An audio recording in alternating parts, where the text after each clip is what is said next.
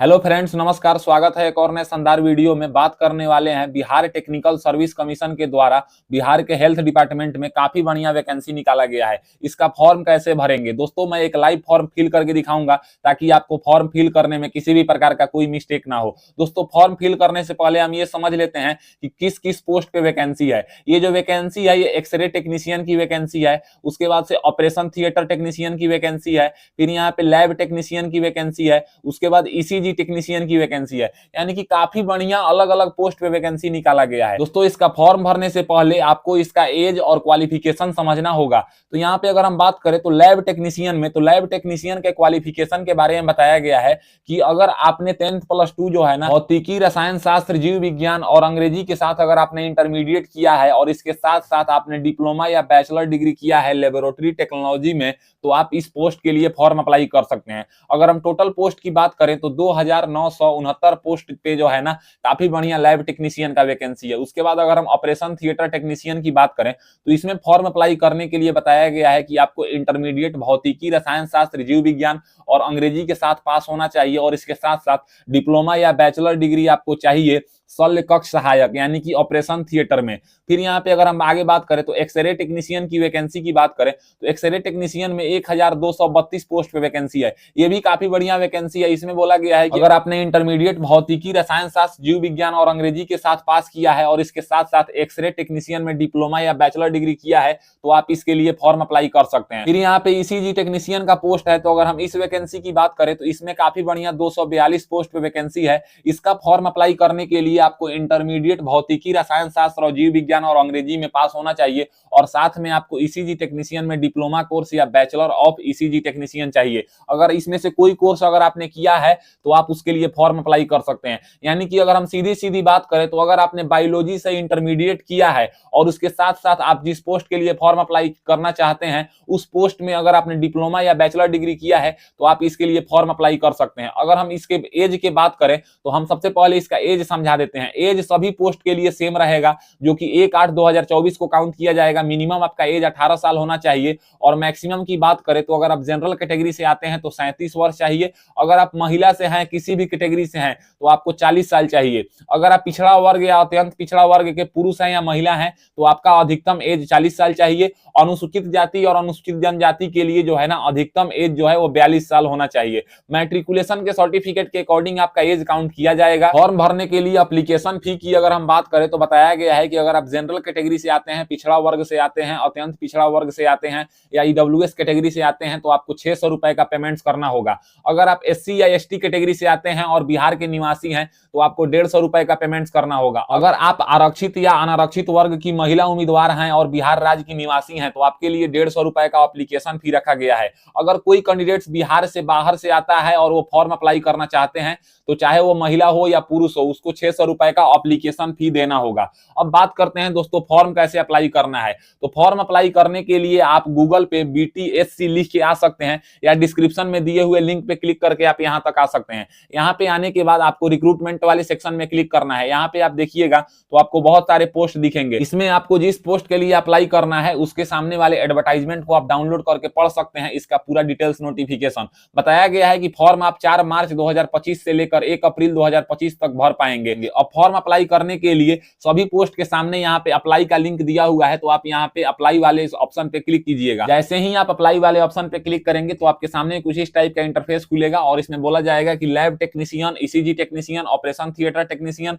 और x ray technician का form भरने का लिंक एक ही है। तो आप यहाँ पे रजिस्टर के ऊपर क्लिक कीजिएगा। जैसे ही आप रजिस्टर के ऊपर क्लिक करेंगे तो कुछ इस टाइप से लोडिंग प्लीज वेट करके लिखेगा और ये 100% ग्रीन कलर से भरेगा। 100% ग्रीन कलर से भरने के बाद आपको यहाँ पे क्लोज के ऊपर क्लिक करना है। जैसे ही आप इसको क्लोज करेंगे तो आपके सामने कुछ इस टाइप का इंटरफेस आएगा। आप इसको आई एग्री कर दीजिएगा। अब आई एग्री करने के बाद आपके सामने रजिस्ट्रेशन करने का ऑप्शन आ चुका है, जिसमें बोला जाएगा कि कैंडिडेट्स का फर्स्ट नेम, यानी कि आप अपना फर्स्ट नेम फिल कीजिए। उसके बाद यहाँ पे आपको अपना मिडिल नेम फिल करना है और फिर यहाँ पे आपको अपना लास्ट नेम फिल करना है। अगर किसी कैंडिडेट्स का नाम ऋतिक कुमार सिंह है तो वो फर्स्ट नेम में ऋतिक फिल करेंगे, उसके बाद मिडिल नेम में कुमार फिल करेंगे और लास्ट नेम में सिंह फिल करेंगे। अगर किसी कैंडिडेट्स का नाम केवल ऋतिक कुमार है तो वो फर्स्ट नेम में में ऋतिक फिल करेगा और लास्ट नेम में कुमार फिल करेगा। इस टाइप से आपको अपना नाम फिल करना है, जिसमें आपको डॉक्टर, मिस्टर, मिसेज ये सब नहीं लगाना है। फिर यहाँ पे पूछा जाएगा कि आपका नाम कभी चेंज हुआ है, अगर हुआ है तो आप यहाँ पे यस करेंगे और उसके बारे में जानकारी देंगे, यानी कि जो नाम चेंज हुआ है उसके बारे में बताएंगे।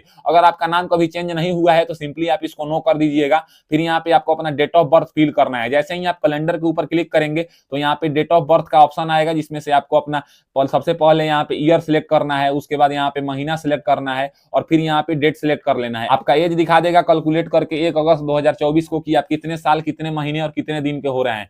फिर यहाँ पे आपको अपना जेंडर बताना है कि आप किस जेंडर से आते हैं। तो इसमें तीनों जेंडर के लोग फॉर्म अप्लाई कर सकते हैं। आप अपना जेंडर चूज कीजिएगा। फिर यहाँ पे आपको अपना एक वैलिड मोबाइल नंबर फिल करना है। उसी मोबाइल नंबर को आपको फिर से यहाँ पे कंफर्म मोबाइल नंबर वाले बॉक्स में फिल करना है। फिर यहाँ पे आपको अपना एक वैलिड ईमेल आईडी फिल करना है। उसी ईमेल आईडी को आपको यहाँ पे कंफर्म ईमेल आईडी वाले बॉक्स में फिल करना है। उसके बाद नीचे यहाँ पे एक डिक्लेरेशन है। डिक्लेरेशन में आई एग्री के सामने एक बॉक्स बना होगा, इस बॉक्स को आप टिक कर दीजिएगा और फिर यहाँ पे जनरेट ओटीपी के ऊपर क्लिक करना है। जैसे ही आप जनरेट ओटीपी के ऊपर क्लिक करेंगे तो आपके सामने एक कैप्चा आएगा, बोला जाएगा इस कैप्चा को आप इस बॉक्स में फिल कीजिए। कैप्चा फिल करने के बाद सबमिट के ऊपर क्लिक कीजिए। जैसे ही आप सबमिट के ऊपर क्लिक करेंगे तो यहाँ पे बोला जाएगा kindly use OTP receive on your mobile number and email ID, आप इसको ओके कर दीजिएगा।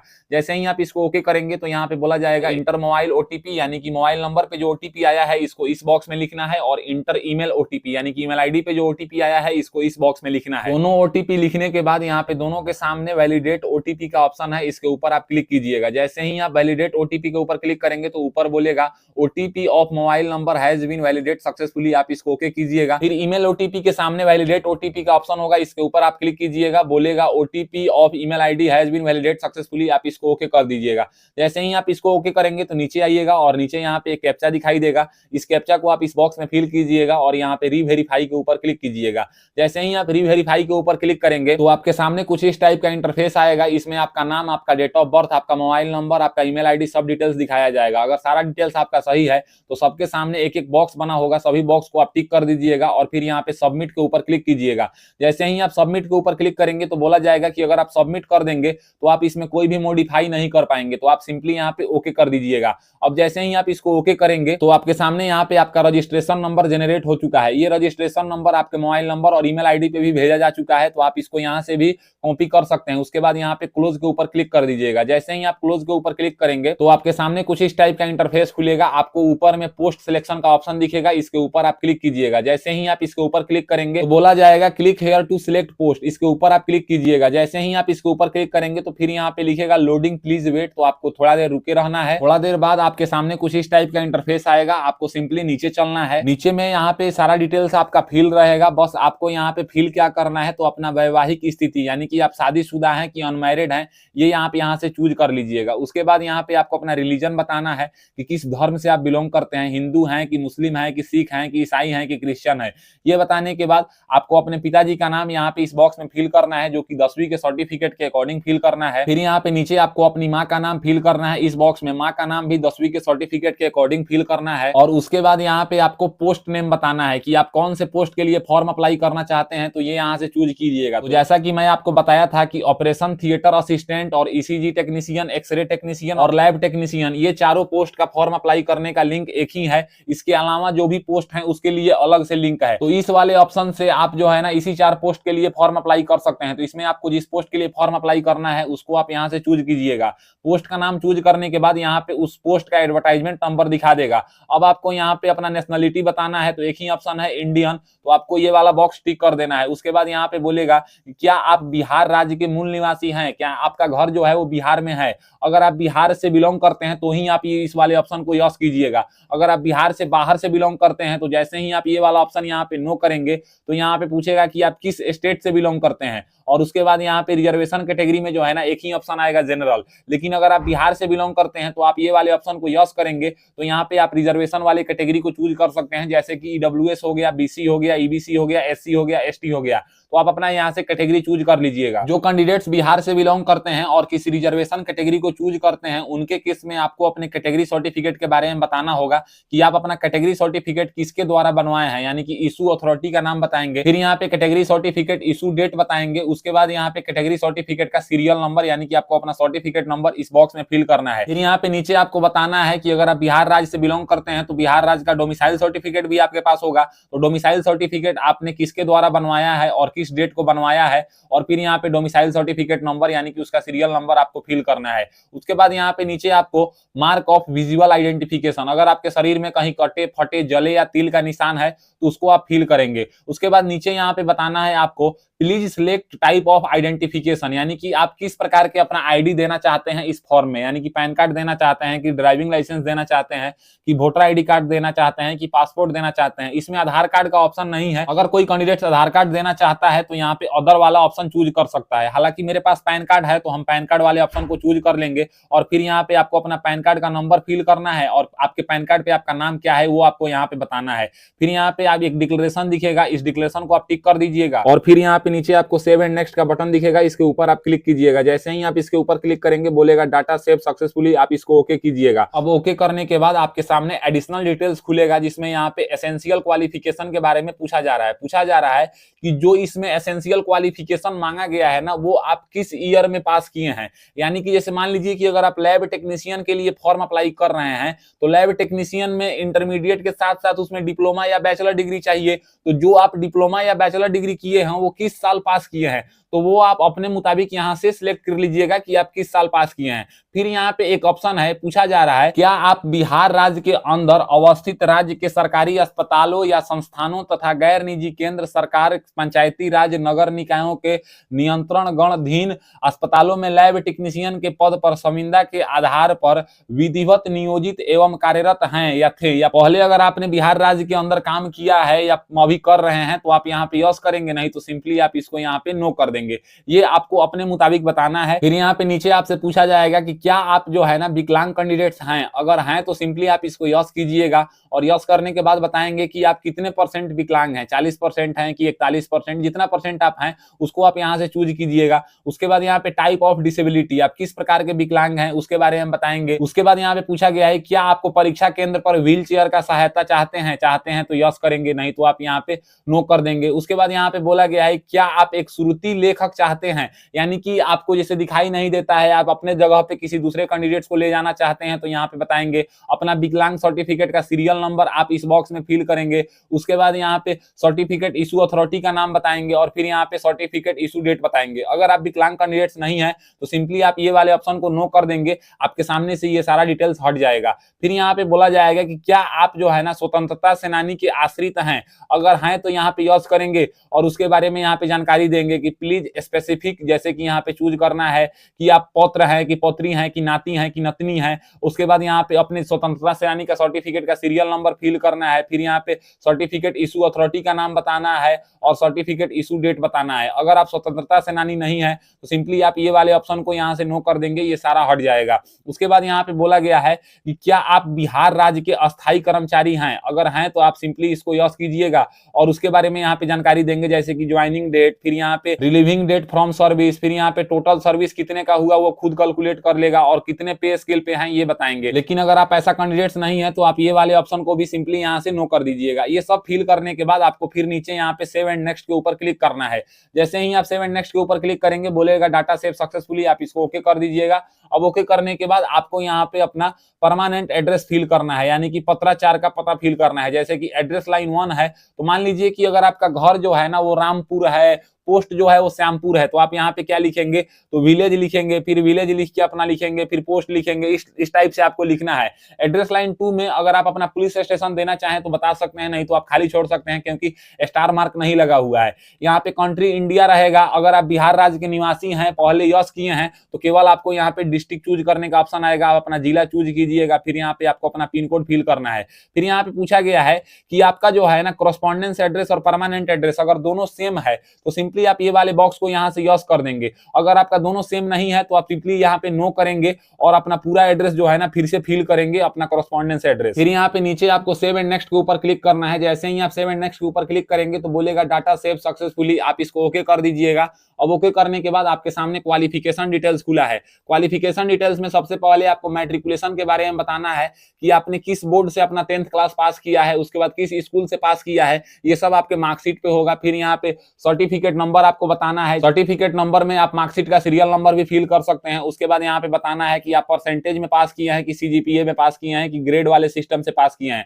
जिस भी सिस्टम से पास किए हैं वो ऑप्शन चूज करेंगे। जैसे यहाँ पे अगर आप परसेंटेज में पास किए हैं तो मार्क ऑब्टेंड बताना है कि कितना नंबर आपको प्राप्त हुआ है। फिर यहाँ पे मैक्सिमम मार्क्स बताना है कि कितने नंबर का आपका एग्जाम हुआ है। जैसे ही ये दोनों आप फिल करेंगे परसेंटेज ऑटोमेटिक ले लेगा। फिर यहाँ पे ईयर ऑफ पासिंग बताना है कि किस ईयर में जो है ना आप 10th क्लास पास किए हैं। ये बताने के बाद अब आपको इंटरमीडिएट का जानकारी बताना है। इंटरमीडिएट में सबसे पहले यहाँ पे आपको बोर्ड का नाम बताना है कि किस बोर्ड से आपने 12th क्लास पास किया है। उसके बाद यहाँ पे किस स्कूल से पास किया है। फिर यहाँ पे सब्जेक्ट विषय बताना है। तो इसमें एक ही ऑप्शन है पीसीबी विथ इंग्लिश, यानी कि फिजिक्स केमिस्ट्री बायोलॉजी के साथ साथ आपको इंग्लिश भी पढ़ा होना चाहिए। तो ये वाला ऑप्शन आप यहाँ से चूज कीजिएगा। फिर यहाँ पे बताएंगे कि आप परसेंटेज में पास किए हैं कि सीजीपीए में कि ग्रेड वाले सिस्टम में। जिस भी ऑप्शन को आप चूज करेंगे उसके बाद यहाँ पे आपको अपना मार्क ऑब्टेंट बताना होगा कि आपको कितना नंबर प्राप्त हुआ है। फिर यहाँ पे बताएंगे आपको मैक्सिमम मार्क्स की कितने नंबर का आप जो है ना एग्जाम दिए हैं। परसेंटेज यहाँ पे ऑटोमेटिक वो कैलकुलेट कर लेगा। फिर यहाँ पे ईयर ऑफ पासिंग बताना है कि आपने इंटरमीडिएट जो है ना वो किस वर्ष पास किया है। ये बताने के बाद अब आपको बताना है यहाँ पे सर्टिफिकेट नंबर, यानी कि प्रमाण पत्र संख्या जो कि आपके सर्टिफिकेट पे होगा, या मार्कशीट के सीरियल नंबर भी आप इस बॉक्स में फिल कर सकते हैं। उसके बाद यहाँ पे आपको एसेंशियल क्वालिफिकेशन के बारे में बताना है। एसेंशियल क्वालिफिकेशन जैसा कि आपको मैं शुरू में ही बताया था कि अगर आप किसी पोस्ट में आवेदन देना चाहते हैं तो उस फील्ड से आप डिप्लोमा या बैचलर डिग्री होना चाहिए। तो यहाँ पे एसेंशियल क्वालिफिकेशन में क्वालिफिकेशन डिग्री बोला जा रहा है, जिसमें बोला जा रहा है कि अगर आपने डिप्लोमा किया है कि बैचलर डिग्री किया है तो जो भी आपने पढ़ाई किया है उसको आप यहाँ से चूज करेंगे। फिर यहाँ पे अपने इंस्टीट्यूट का नाम बताएंगे कि जो आपने डिप्लोमा या बैचलर डिग्री किया है वो किस इंस्टीट्यूट से किया है और वो किस बोर्ड या यूनिवर्सिटी के अंतर्गत आपका इंस्टीट्यूट आता है। उसका सर्टिफिकेट नंबर आपके सर्टिफिकेट पे होगा, यहाँ से फिल कीजिएगा। Month and year of passing आपको बताना है। फिर यहाँ पे परसेंटेज में पास किए हैं कि सीजीपीए में कि ग्रेड वाले सिस्टम में, इस वाले ऑप्शन को आप यहाँ से चूज कीजिएगा। अगर आप परसेंटेज वाले ऑप्शन को चूज करते हैं तो मार्क ऑब्टेंट बताना है कि आपको जो है ना कितना नंबर प्राप्त हुआ है और मैक्सिमम कितने नंबर का आप जो है ना एग्जाम दिए हैं। ये फिल करने के बाद परसेंटेज वो ऑटोमेटिक कैलकुलेट कर लेगा। फिर यहाँ पे नीचे आपको सेव एंड नेक्स्ट के ऊपर क्लिक करना है। जैसे ही आप सेव एंड नेक्स्ट के ऊपर क्लिक करेंगे तो यहाँ पे बोलेगा डाटा सेव सक्सेसफुली, आप सिंपली इसको ओके कर दीजिएगा। अब ओके करने के बाद यहाँ पे आपको जो है ना अपना डॉक्यूमेंट्स अपलोड करना है। अगर हम डॉक्यूमेंट्स अपलोड करने की बात करें तो इसमें बताया गया है कि आपको जो है ना एक पासपोर्ट साइज फोटो अपलोड करना है जो कि हाल का ही होना चाहिए। अगर हम यहाँ पे क्लिक हेयर टू अपलोड के ऊपर क्लिक करते हैं तो बताया गया है कि जो आप फोटो अपलोड करेंगे वो पासपोर्ट साइज कलर फोटो होना चाहिए और व्हाइट बैकग्राउंड का फोटो होना चाहिए। 80 केबी से लेकर 200 केबी के बीच में आप फोटो अपलोड करेंगे। जेपीजी और जेपीईजी में से किसी एक फॉर्मेट में अपलोड करेंगे। फोटो 200 डीपीआई का होना चाहिए और 3.5 सेंटीमीटर इसका विड्थ और 4.5 सेंटीमीटर इसका हाइट होना चाहिए। उसके बाद अगर हम यहाँ पे सिग्नेचर की बात करें तो बताया गया है कि आपको जो सिग्नेचर अपलोड करना है वो 50 केबी से 80 केबी के बीच में जेपीईजी और जेपीजी में से किसी एक फॉर्मेट में अपलोड करना है। फिर यहाँ पे आगे बात करें तो आपको 10वीं का प्रमाण पत्र अपलोड करना है। फिर यहाँ पे 12वीं का प्रमाण पत्र अपलोड करना है। उसके बाद यहाँ पे 12वीं कक्षा का मार्कशीट अपलोड करना है। फिर यहाँ पे मेडिकल लेबोरेटरी टेक्नीशियन का सर्टिफिकेट अपलोड करना है। फिर यहाँ पे नीचे आपको बोला गया है कि आप मेडिकल लेबोरेटरी टेक्नीशियन का जो है ना हर सेमेस्टर का मार्कशीट एक ही पीडीएफ में अपलोड करेंगे। फिर बोला गया है डोमिसाइल सर्टिफिकेट अपलोड करना है और आपको अपने कैटेगरी सर्टिफिकेट को अपलोड करना है। जो भी सर्टिफिकेट अपलोड करना है इसका फॉर्मेट बोला गया है कि 100 केबी से लेकर 2 MB के बीच में ओनली पीडीएफ फॉर्मेट में अपलोड करना है। तो अगर आपको ये अपलोड करने में परेशानी है तो इसका एक पर्सनल वीडियो मेरे यूट्यूब चैनल पे है, आप जाके वहां से देख के अपलोड कर लेंगे। सभी डॉक्यूमेंट्स अपलोड करने के बाद सबके सामने यहाँ पे व्यू का ऑप्शन होगा, तो सबके सामने व्यू के ऊपर क्लिक करके आप अपने सभी डॉक्यूमेंट्स को देख लीजिएगा कि आपसे कोई डॉक्यूमेंट्स गलत तो अपलोड नहीं हुआ है। उसके बाद सिंपली आपको नीचे चलना है। नीचे में यहाँ पे जो है ना आपका अमाउंट दिखाएगा कि आपको कितना रुपया एप्लीकेशन फी के रूप में पे करना है और आपका नाम दिखाएगा और यहाँ पे डिक्लेरेशन होगा। तो सभी डिक्लेरेशन को आप बारी बारी से टिक कर लीजिएगा। सभी डिक्लेरेशन को टिक करने के बाद यहाँ पे प्रीव्यू के ऊपर क्लिक कीजिएगा। प्रीव्यू के ऊपर क्लिक करने के बाद अपना सारा डिटेल्स मिलान कर लीजिएगा कि आपने जो भी डिटेल्स फिल किया है वो सब सही है कि नहीं। अगर सारा डिटेल्स सही है तो आप इसको यहाँ से क्लोज कर दीजिएगा। अगर कुछ गलत है तो आप वो वाले सेक्शन में जाके अपना डिटेल्स सुधार कर लीजिएगा। सारा डिटेल्स अगर सही है तो सबमिट के ऊपर क्लिक कीजिएगा। जैसे ही आप सबमिट के ऊपर क्लिक करेंगे तो आपको बिल्डेक्स पे लाया जाएगा, जहां पे आपको अपना एप्लीकेशन फी पे करना है। तो एप्लीकेशन फी पे करने का मेरे लिए सबसे आसान मेथड है यहाँ पे QR। तो हम QR के ऊपर क्लिक करेंगे और फिर यहाँ पे सिलेक्ट QR में हम भीम UPI सिलेक्ट करेंगे और मेक पेमेंट्स के ऊपर क्लिक करेंगे। जैसे ही हम मेक पेमेंट्स के ऊपर क्लिक करेंगे हमारे सामने एक QR कोड जनरेट होकर आएगा। इस QR कोड को हम अपने मोबाइल बैंकिंग ऐप यानी कि फोन पे, गूगल पे, पेटीएम से स्कैन करके पैसा को पे कर देंगे। पैसा पे करने के बाद हम अपना एप्लीकेशन फॉर्म का प्रिंट ले पाएंगे। तो इस टाइप से आज के इस वीडियो में आपने जाना कि बिहार टेक्निकल सर्विस कमीशन के द्वारा जो हेल्थ डिपार्टमेंट में काफी बढ़िया वैकेंसी निकाला गया है, इसका आप फॉर्म कैसे अप्लाई करेंगे। अगर मेरी दी हुई जानकारी आपको पसंद आता है तो मेरे वीडियो को लाइक कीजिए एंड ऐसे ही इंफॉर्मेटिव वीडियो के लिए मेरे चैनल को सब्सक्राइब कीजिए। जय हिंद, जय भारत।